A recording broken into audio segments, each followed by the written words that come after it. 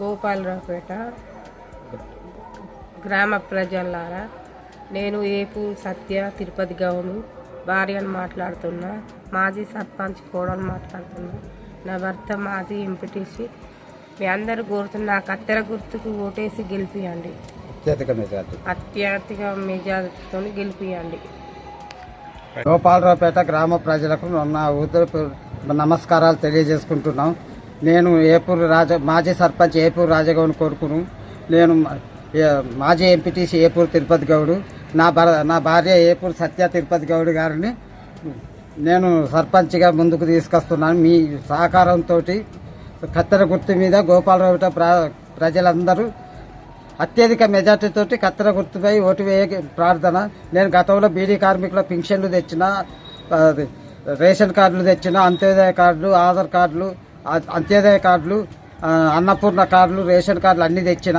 కాబట్టి మీకు అయ్యేవై ఇండ్లు తెచ్చిన, ఎమ్మెల్యేలు వారి వద్ద నుంచి ఇండ్లు కూడా తెచ్చిన. డ్రైనేజీలు, వాటర్ ట్యాంక్ మా నాన్నగారు ఉన్నప్పుడు నెదర్లాండ్ స్కీమ్ తోటి వచ్చిన వాటర్ ట్యాంక్ ఉంది, అది సరిపోయింది. మళ్ళీ ఇంకో ప్రయత్నం చేస్తున్నాం. ఎస్సీ కాలనీలో కూడా అది ఇండ్లను ఇందిరా ఆవాస్ యోజన పథకం కింద 1976లో మా నాన్నగారు ఇండ్లు తెచ్చారు. అవి కూలిపోయే దశకు వచ్చినాయి. ఇప్పుడు నేను దాన్ని కూడా పరిశీలన చేస్తా. ఎస్సీ కాలనీ వారికి నేను 300 ఇండ్లు తెచ్చడానికి ప్రయత్నం చేస్తాం. కాబట్టి నాకు మీ అందరి సహకారంతో నా భార్యను సర్పంచ్గా గెలిపిస్తే నేను ఇవన్నీ ముందుకు తెస్తానని మీకు హృదయపూర్వక పాదాభినందనాలు తెలియజేసుకుంటున్నాను. కాబట్టి నా భార్యను అత్యధిక మెజార్టీతో గెలిపించే ప్రార్థన. గుర్తు కత్తెర గుర్తుకే మీరు ఓటు వేసి అత్యధిక మెజార్టీతో గెలిపించండి. మీకు ఎల్లవేళలా సహకారంగా ఉంటాను, అందుబాటులో ఉంటాను. గతంలో కూడా నేను 5 పైసల బిల్ల తీసుకోలేదు. ఇప్పుడు కూడా నిజాయితీగానే పనిచేసి నా భార్యను మా నాన్నగారు ఆత్మశాంతి చేకూర్చడం కొరకు నా భార్య సర్పంచ్గా గెలిపించితే మా నాన్నగారు ఆశయాలు నెరవేర్చినట్టు అవుతుంది. కాబట్టి మీరందరూ నాకు మీ పేరున కృతజ్ఞతలు తెలుపుకుంటున్నాను. నాకు ఓటు వేయండి, నన్ను గెలిపించండి. ఇప్పుడు మీరు ప్రజలలో మా నాన్నగారు సర్పంచ్గా ఉండి తర్వాత నేను ఎంపీటీసీగా 5 ఏళ్ళు, మా నాన్న 15 ఏళ్ళు సర్పంచ్గా చేసిండు.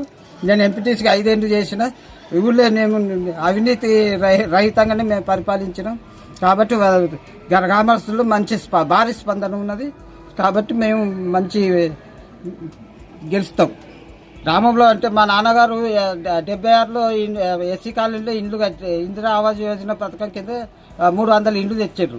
జగపతిరావు, కృష్ణారెడ్డి, మా నాన్నగారు రాజగౌడ్ గారు తెస్తే అవి ఇప్పుడు కూలిపోయే దశకు వచ్చినాయి. వారు నన్ను ఊరు నుంచి చాలా ఆదర్శ గ్రామంగా తీర్చిదిద్దడానికి ప్రయత్నం చేస్తూ ఇవరకు నేను అది పాత బాధల్లో సీసీ రోడ్డు నాణ్యమైంది.